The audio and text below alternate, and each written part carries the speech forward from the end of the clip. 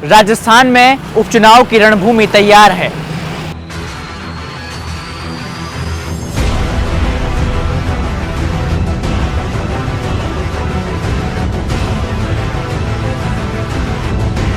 राजनीतिक तीरों का पिटारा खुल चुका है।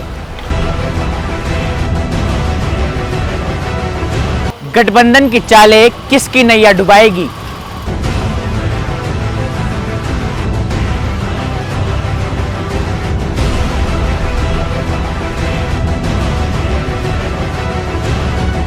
राजस्थान में 13 नवंबर को चुनावी जंग और 23 नवंबर को नतीजों का फैसला।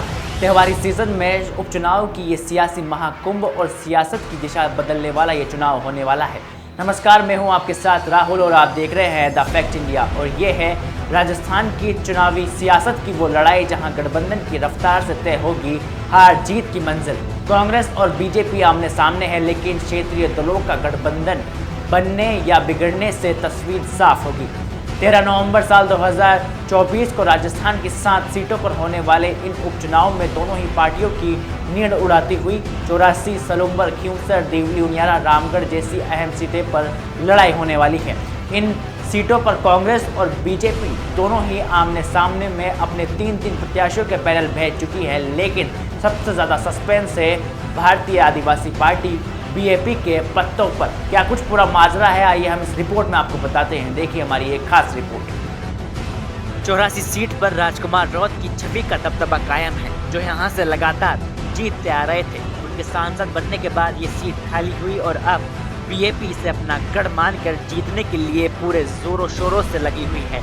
और सवाल है कि या अगर कांग्रेस बीएपी के साथ हाथ मिलाती है तो बीजेपी के लिए ये सीट जीतना आसान नहीं रहेगा। लेकिन अगर गठबंधन नहीं हुआ तो बीजेपी इसका फायदा उठाकर राजस्थान के 84 विधानसभा सीट पर बाजी मार सकती है। सलुम्बर और खींवसर तगड़ा मुकाबला।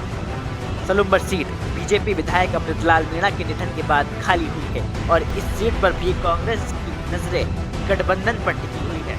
दूसरी ओर खींवसर की सीट का खेल भी लगातार दिलचस्प होता हुआ नजर आ रहा है। हनुमान बेनीवाल के सांसद बनने के बाद ये सीट खाली हुई, जहां आरएलपी भी पूरा दमखम लगा रखी है। अगर कांग्रेस आरएलपी के साथ गठबंधन करती है तो बीजेपी के मंसूबों पर पानी फिर सकता है, लेकिन गठबंधन नहीं हुआ तो बीजेपी के लिए ये रास्ता साफ हो जाएगा। और तो और बड़ा सवाल ये भी है कि क्या इस बार गठबंधन की राजनीति ही तय करेगी राजस्थान का चुनावी भविष्य।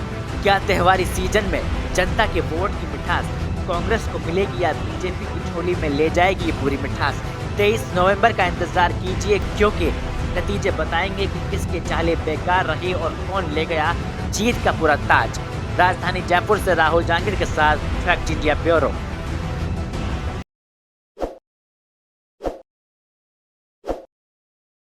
ताज़ा खबरों के लिए विजिट करें द फैक्ट इंडिया की वेबसाइट और डाउनलोड करें द फैक्ट इंडिया ऐप।